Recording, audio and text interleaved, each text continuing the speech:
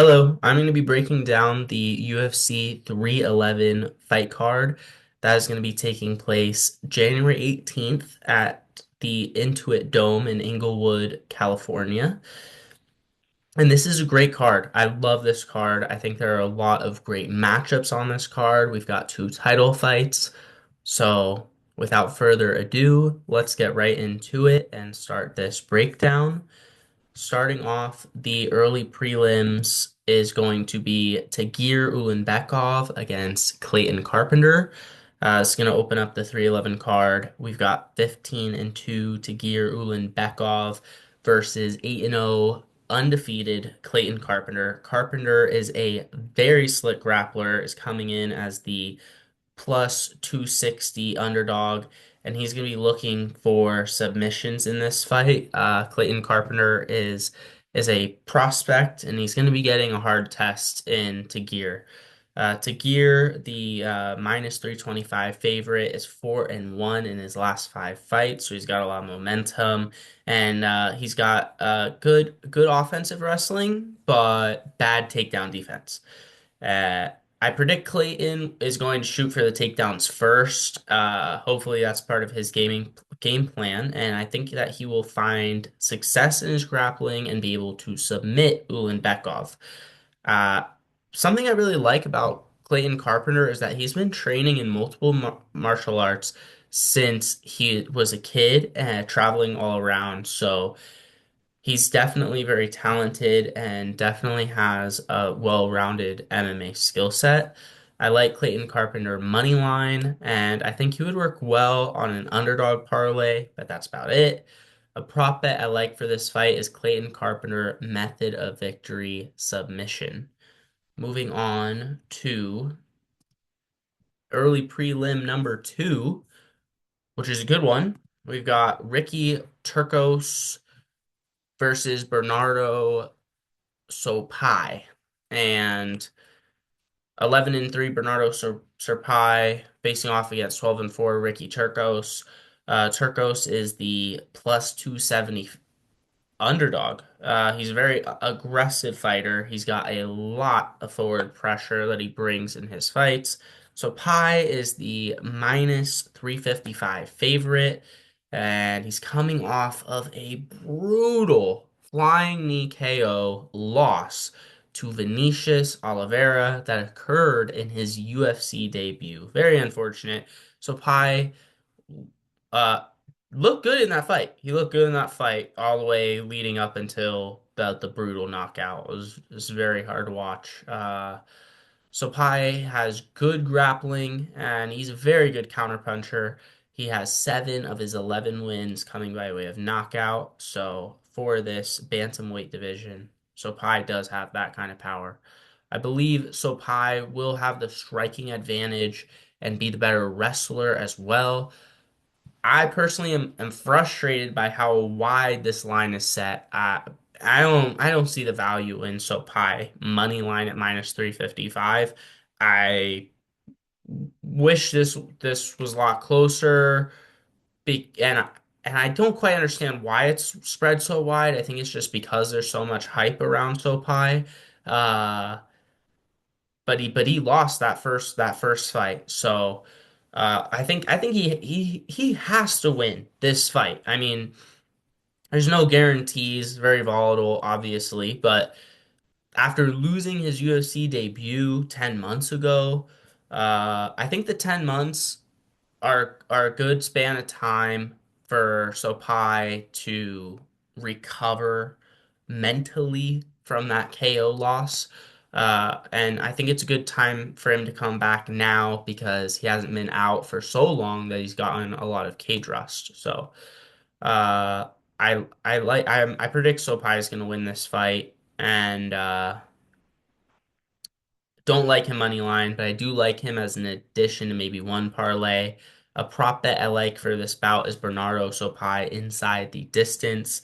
Depending on who you're betting through, if you're betting at all, that also I think is combo method of victory or to find the finish or something like along those lines. But they all kind of mean the same thing. Just will Sopai win inside the distance. That's what I predict. Moving on to the early prelim number three, and we have Rinya Nakamura versus Muen Gavarov. Nakamura is undefeated at 9-0. He's coming in as the minus 500 favorite against Muen Gavarov. Gavarov is the plus 330 dog. He's 19-6 in his MMA career, and he has tons of finishing power with 17 of his 19 fights coming by way of finish. Rinya Nakamura is a world-class wrestler, and he has a lot of power as well. Nakamura is going to be looking to keep his win streak alive by beating a fellow wrestler that also has knockout power. Rinya, who has not lost a round in his whole career, is the higher level fighter in this bout. And he's going to be able to rely on his high level world champ wrestling to win this fight. I don't like Nakamura money line due to how wide the lines are, but I do think he would make a good addition to a parlay. Easy, easy one there. Sapology, 96% on Nakamura, 92% on Nakamura. And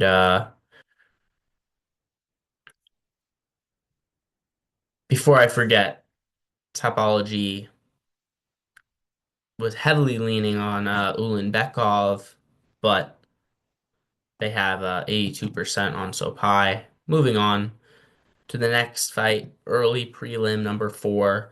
We've got Carol Rosa versus Eileen Perez. Carol Rosa, an 18-6 fighter, taking on 11-2 Eileen Perez. Perez is the plus 210 underdog, but is a very high level fighter. Sorry, he's a very well-rounded fighter.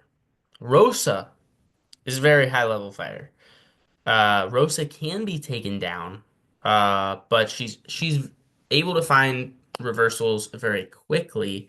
Perez, like I said, she's well-rounded MMA fighter. She's got lots of cardio. She's going to be looking for those takedowns.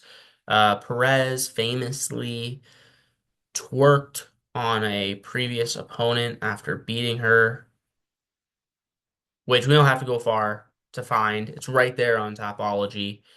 Uh, I predict Rosa is going to win. She's a higher level fighter here. I don't know if she's going to be able to find the finish. Uh, there's not a lot of value on Rosa money line, which is unfortunate. Because she's close at minus 270. It's close to being a little bit more value there, but it's just not there. Uh, and Perez is the 72% favorite on Topology. So doesn't surprising that she's a plus 220 dog with how much of the community thinks she will win this fight. I think that makes this a great fight to stay away from, but I do like Carol Rosa as an addition to a parlay. Moving on to the fifth early prelim fight.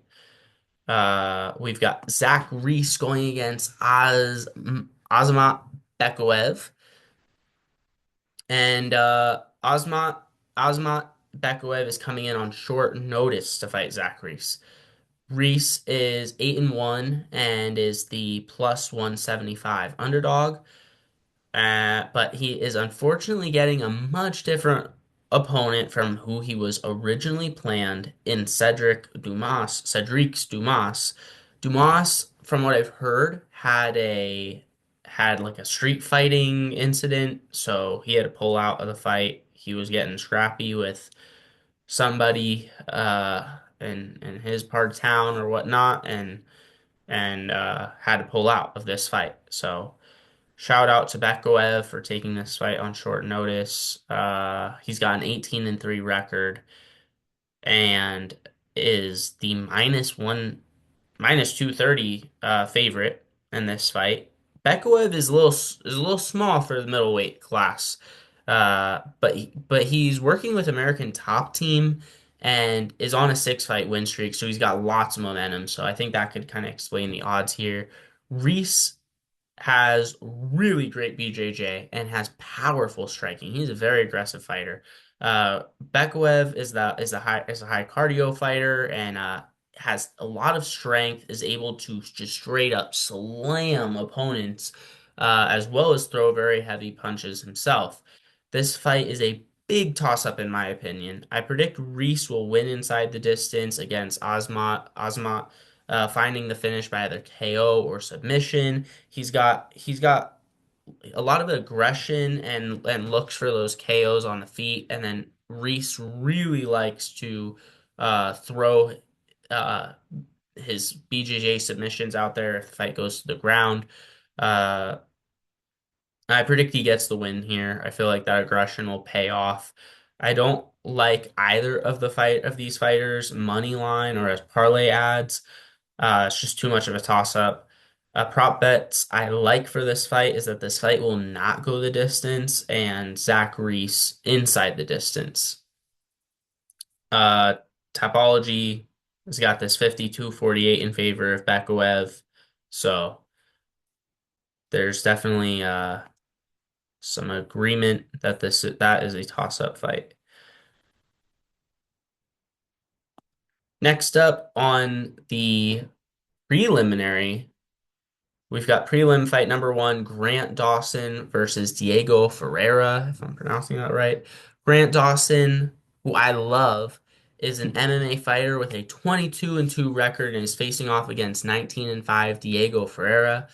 Diego is the plus 215 underdog in this matchup and is likely going to be presenting Grant Dawson with a submission threat. Uh, Grant Dawson is the minus 270 favorite. He's a bit reckless with his striking. Does a lot of that kind of striking, and but he does have great takedown ability and is a very dominant wrestler.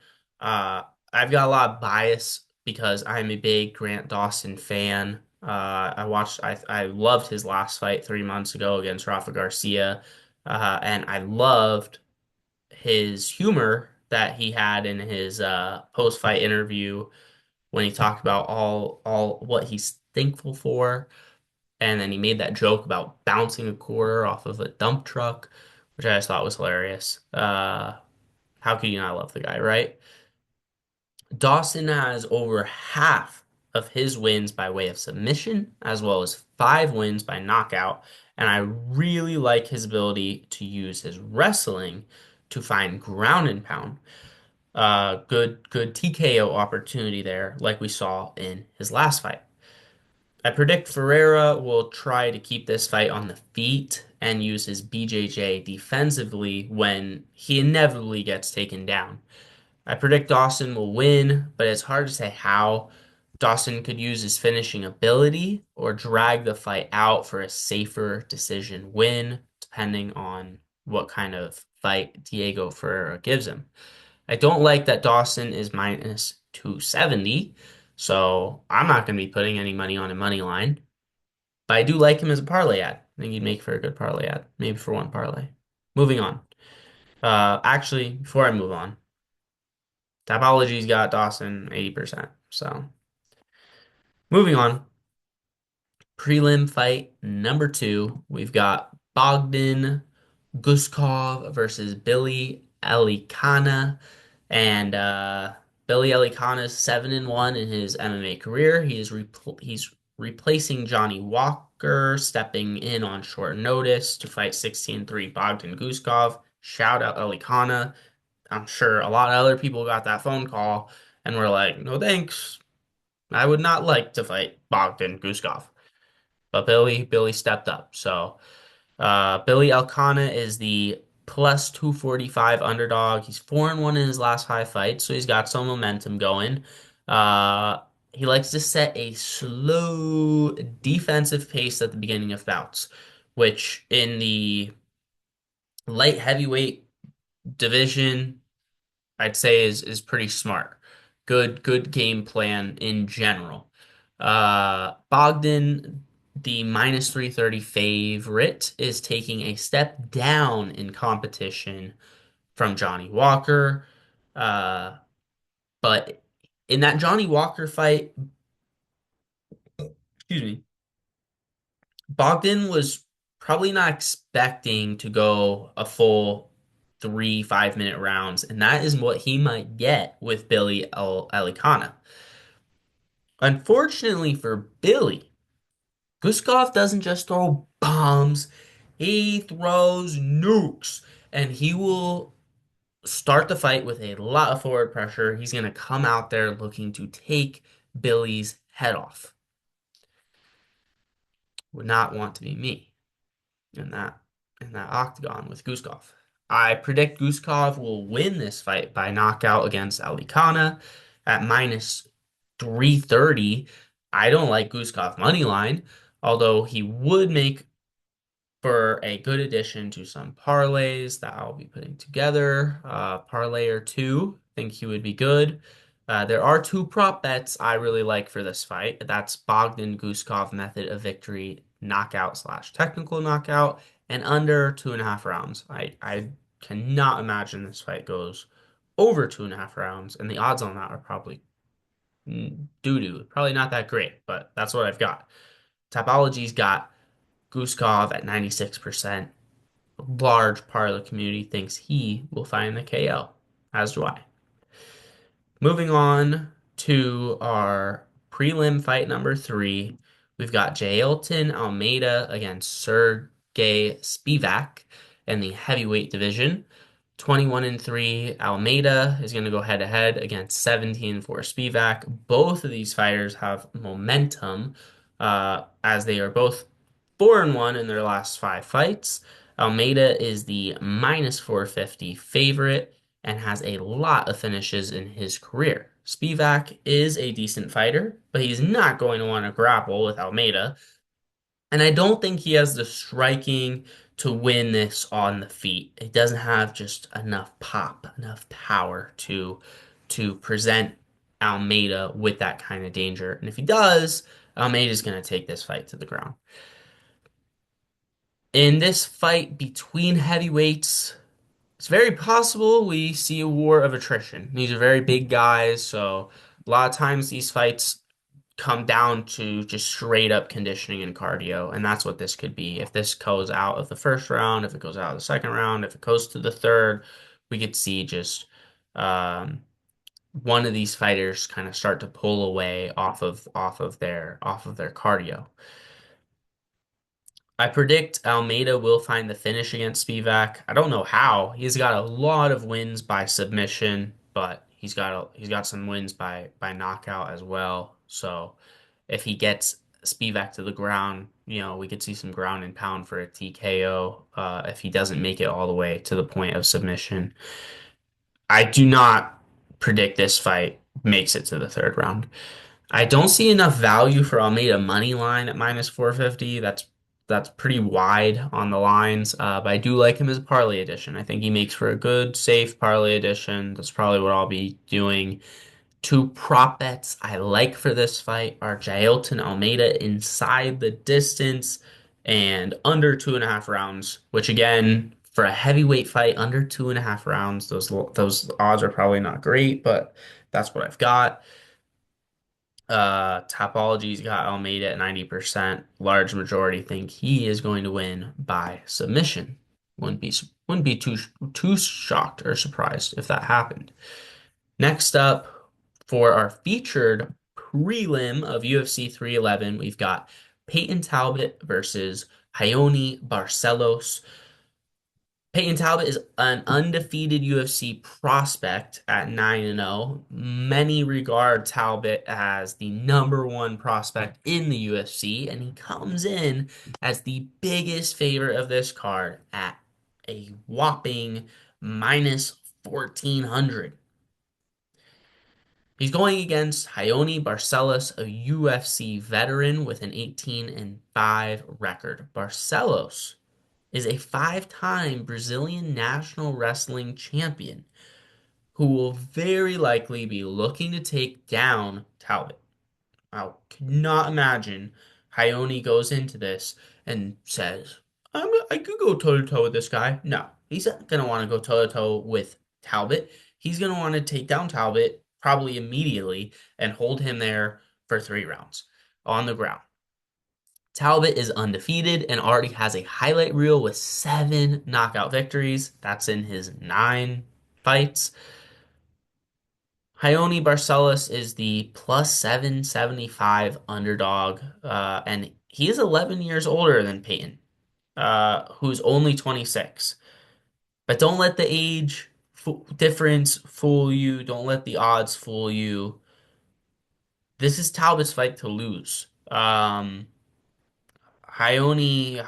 a veteran. He's going to be looking to give this guy a churro, and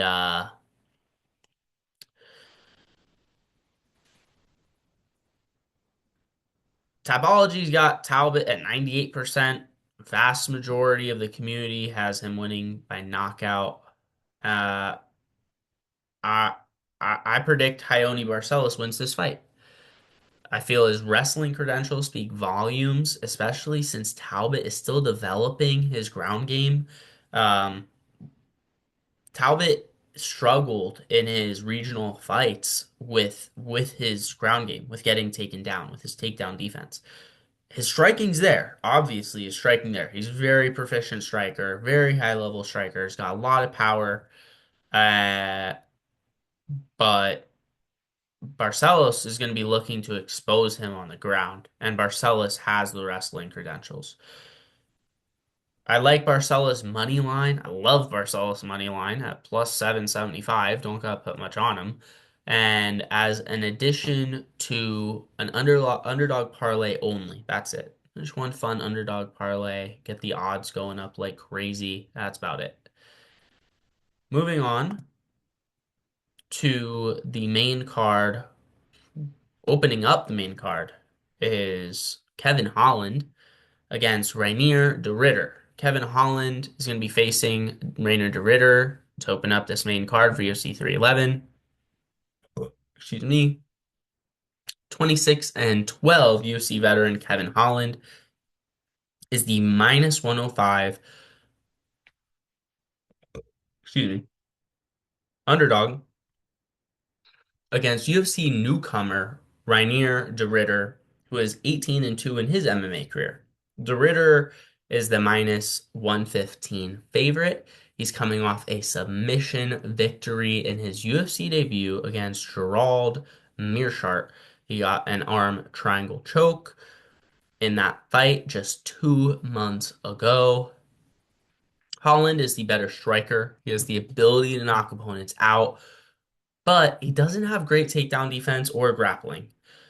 Rainier is a really good grappler, but is not a great striker. So I love this matchup stylistically. It's definitely a good face-off of two prominent styles in the UFC.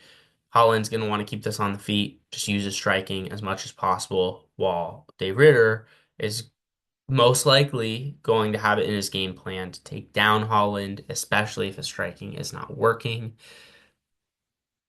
Um, right. Tapology, like the odds makers, have this fight as a toss-up with 53% on De Ritter's side, 47 on Holland's. If we look at this a little closer, we can see that the community believes if Rainier wins this fight, he's going to win by submission. If Holland wins this fight, he's going to win by knockout, which makes sense to me. I predict Rainier de Ridder will win this fight utilizing his grappling, but I would also have to agree this fight is a toss-up. I don't love de Ridder money line with how much of a toss-up this fight is, but I do think he could make for a good addition to a single parlay. On the main card, next fight up is Benal Dariush against Renato Moicano. 22-6, Benal Dariush will be facing fellow lightweight 20-5 Renato Moicano. Dariush is a BJJ world champ. He is the plus 145 underdog in this bout, and he is coming off of a 2-fight losing streak. No, not Benal. Moicano, the minus 160 favorite, is on a four-fight win streak and is coming into this fight with lots of momentum, lots of hype, and a lot of new fans. He's really funny. He's really entertaining. So I definitely can see where all of that new fan base is coming from. And I feel this is going to be a very close fight. Although Tapology is heavily leaning in favor of Moicano at 79%, Bernal is really good. Bernal is really good. Bernal Dariush did lose his last two fights, which doesn't look great, but it's who he lost those last two fights to. He lost to Arman and he lost to Charles Oliveira. They're two of the cream of the crop top guys in this lightweight division. Moicano is not at that level. So Bernal has faced higher level competition than Moicano. I feel Dariush is a higher level fighter in this matchup, and I predict he will find the win. It's as simple as that. I like Dariush money line, and I also consider him a good addition to a parlay. Let's go, Bernal. Moving on to the third fight on the main card, and we've got Alex's sons going head to head against each other. Alex's sons, really, we can be more original than that.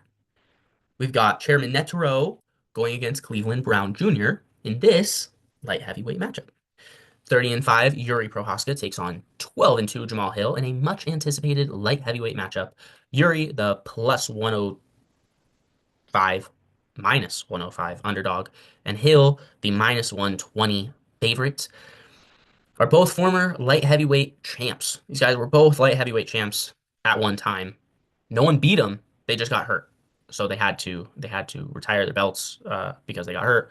When they came back to get their belts back, they both lost. They both lost in the same way. They have their last loss in common too. There's a lot of things in common in this fight.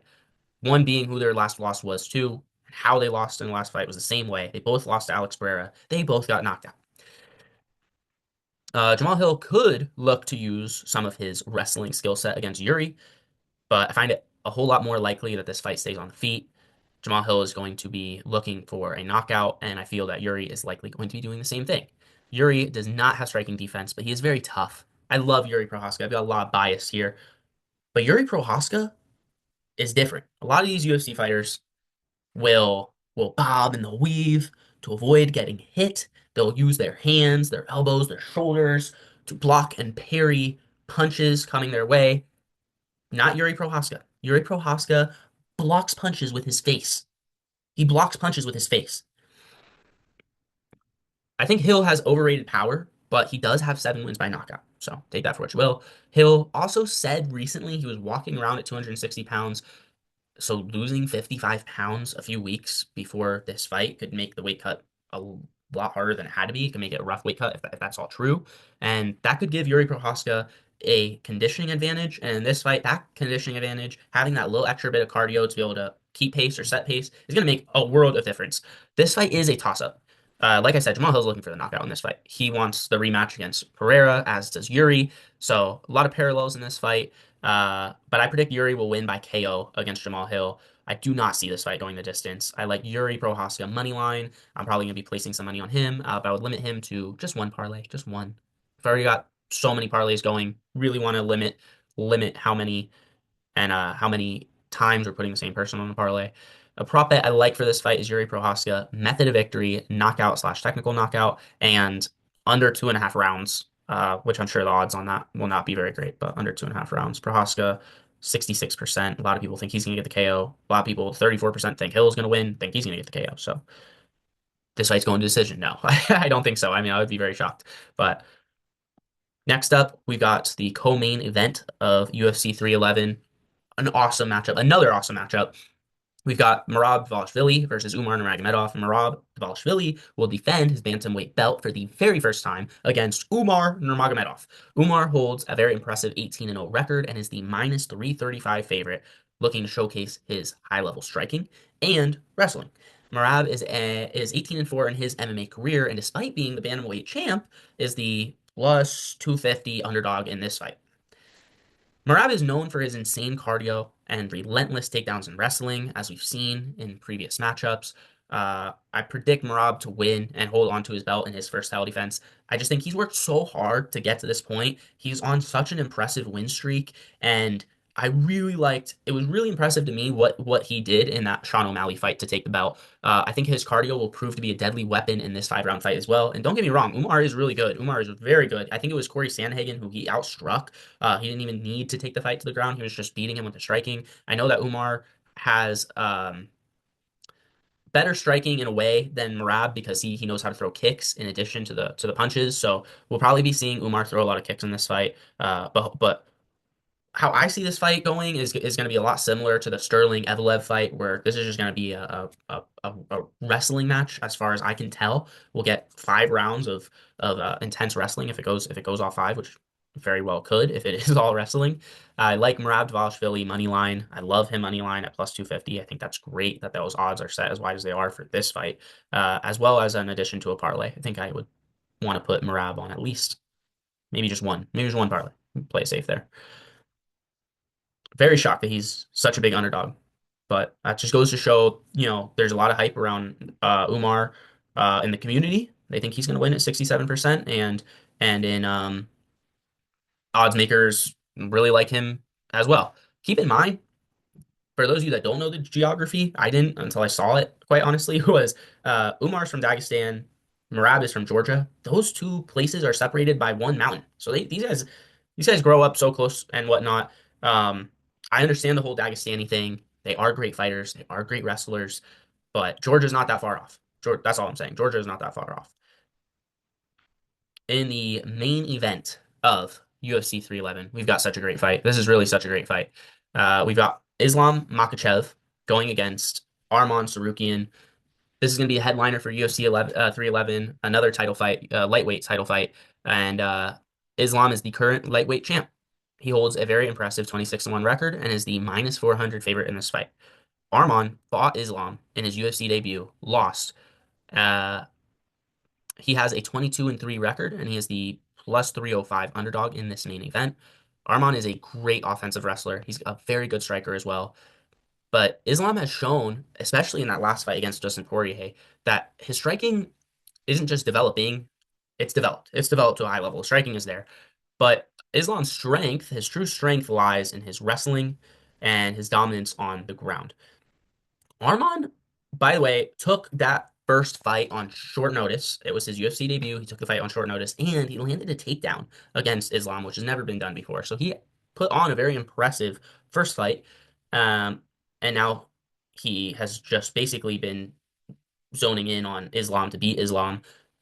This is all he's been working towards the last, 4 or 5 years since he lost to him the first time, is beating him this time around. And he looks great. I don't know if you've seen pictures of Islam Arman. He looks juiced to the gills. I mean, he just looks physically so great. Aesthetically, he looks great. So he could have a big conditioning advantage here. He Arman is one of the most athletic and talented fighters in the UFC. I think a lot of people kind of sleep on his athleticism and his just raw talents. Um, I feel that those are going to show in this main event. I think Arman has the right mentality going into this. A lot of these guys who go into these title fights and they're like, no one's beat Islam. No one can beat Islam. Arman has not his attitude going in this fight. He believes in his heart he can beat Islam and he can take that belt and become the lightweight champ of the world. I predict that Arman is going to use everything in his toolbox to beat Islam and become the new lightweight champ. I know I had heard some things about Arman saying, he has some tricks up his sleeve, and I love when fighters say that. I love that vagueness, how vague he is about it. A lot of you guys get too specific. They say, "Oh, I'm going to win this fight round one," and then they get subbed round one. So thank you, Jose Johnson. Um, no, I like Arman money line with how wide these lines are set. They're great if you are picking underdogs. I love Arman money line. Since this is the last fight of the night, I don't think he makes as much sense as a parlay edition. If you like Islam, Islam definitely does make good sense as a parlay edition. It'll give you some hedge opportunity if you're right on every leg before the last leg, which would be Islam if you had him.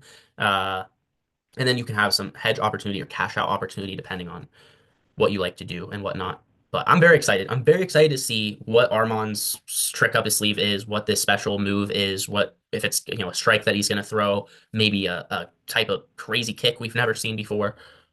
And I hope we get the chance to see it. I hope we do, and very much so looking forward to this card. I think this card could really set the pace for the rest of the year. And yeah, till next time, peace.